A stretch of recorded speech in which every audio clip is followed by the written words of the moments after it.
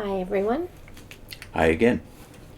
We are on Finished Mystery. We're at the Church of Smyrna, which is chapter 2, verse 8. So I'm going to read it from the ESV, just the one verse, because there's a lot to unpack in this one verse. And to the angel of the church in Smyrna write the words of the first and the last who died and came to life. And in thinking about this, for the first time in application of the witnesses, I realized this is already the third time in the book that Christ has referenced this. And one of them, of course, is the controversial verse, chapter 1, verse 8. I am the Alpha and the Omega, says the Lord God, who is and who was and who is to come, the Almighty. Well, that's a clear reference in modern Watchtower literature to Jehovah only. Although in the Finished Mystery we saw that they apply it to Jesus. But then there's the more clear one that they've always applied to Christ only, which is in chapter 1, verse 17 and 18. Fear not, I am the first and the last, and the living one. I died, and behold, I am alive forevermore. And now, the words of the first and the last who died and came to life. So this putting beside each other, right next to each other, these two ideas that he's eternal, he's the first and the last, the same words that are used of God in the book of Isaiah, and he's also died and come back to life. This is a paradox that the church can handle, but witnesses can't. The reason that the church can handle it is because they think it's said. We have to believe it. But if you don't like it, like the Watchtower doesn't like it, they have to reinterpret it. They have to make it mean something else because it doesn't fit with their reasoning. And what is their reasoning? Their reasoning is that Christ had only one nature, and that was physical, so it can't mean anything else but that he is the first and the last direct creation. We'll get to that when they get to the interpretation. They've always believed that. Yeah. But the church can handle it because the church believes that Christ is both the Son of God, that is eternal, and the Son of Man. He is truly human, but also he's truly the Son of God, the only begotten Son of God. So he had a beginning as a man. Yes. That's the difference. That's a very big difference.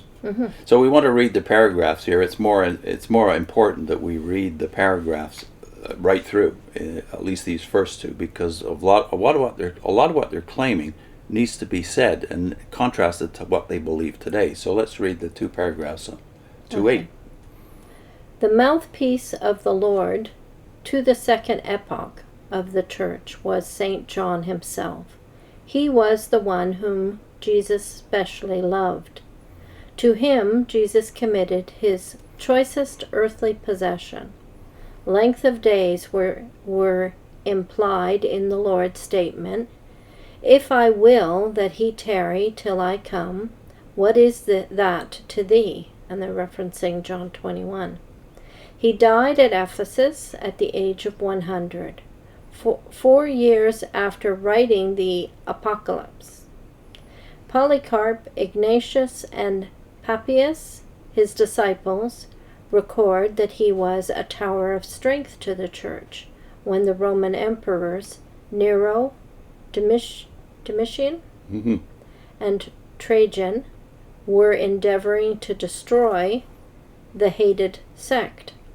When all his capacity to work was gone and he had no strength even to stand, he used to be carried into the Christian assemblies where he would repeat the exhortation, Little children, love one another.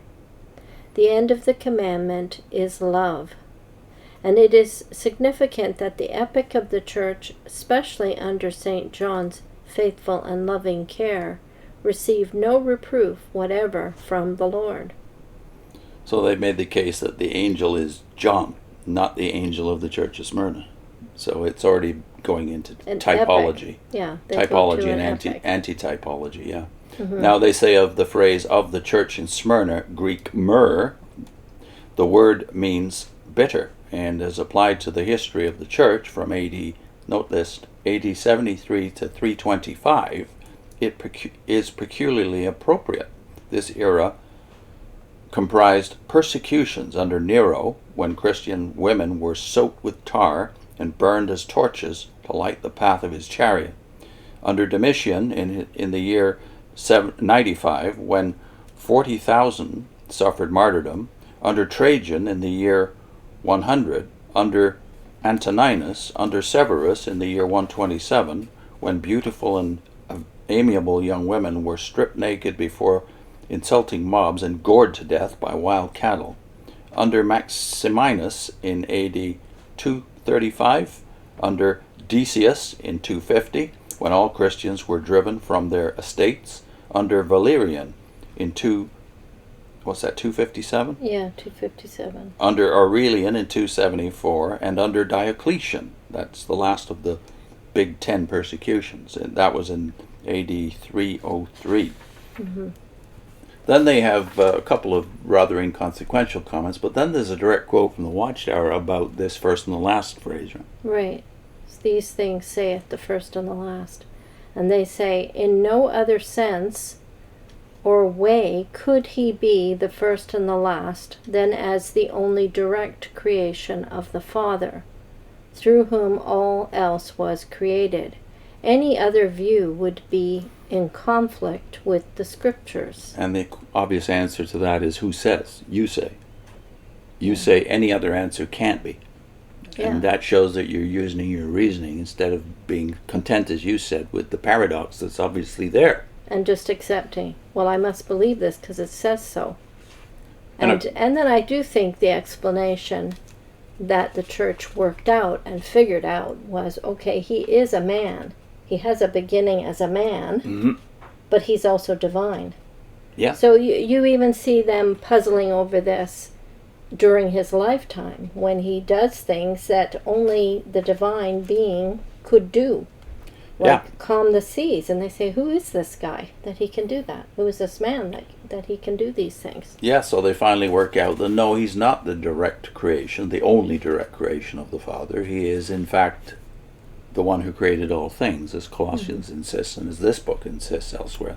Mm-hmm. So that's the point we've already made in a prior video. So the point that strikes me here, though, mm-hmm. is, again, they jump. As soon as they get to the angel of the church in Smyrna, before they even get to the word Smyrna, they want to make it about an epoch. Mm-hmm. An epoch in church history, and John is the principal figure in that epoch mm-hmm. of church history. Mm-hmm.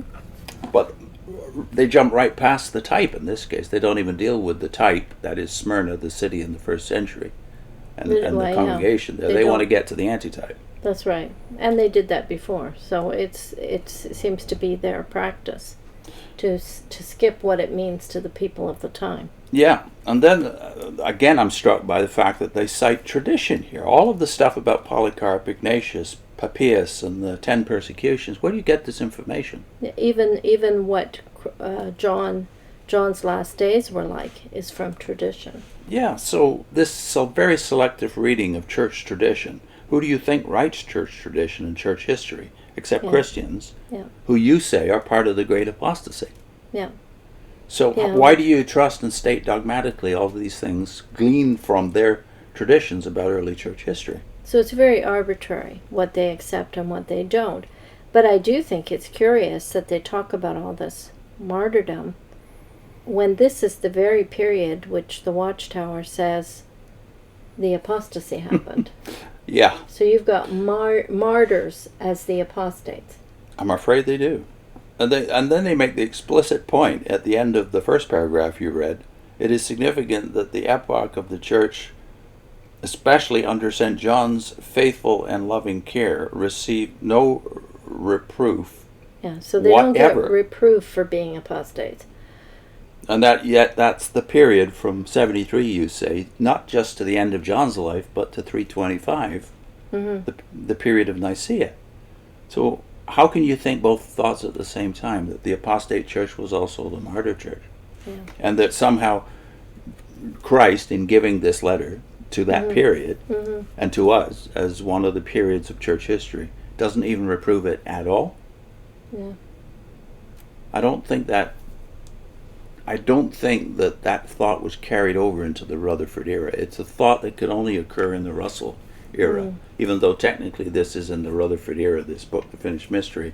I think he he and the others had a thought about this finally. You can't have both thoughts at the same time. So what are they going to get rid of? The idea that it's an epoch is going to go. Yeah. And it does. Mm-hmm. Right. What's our link?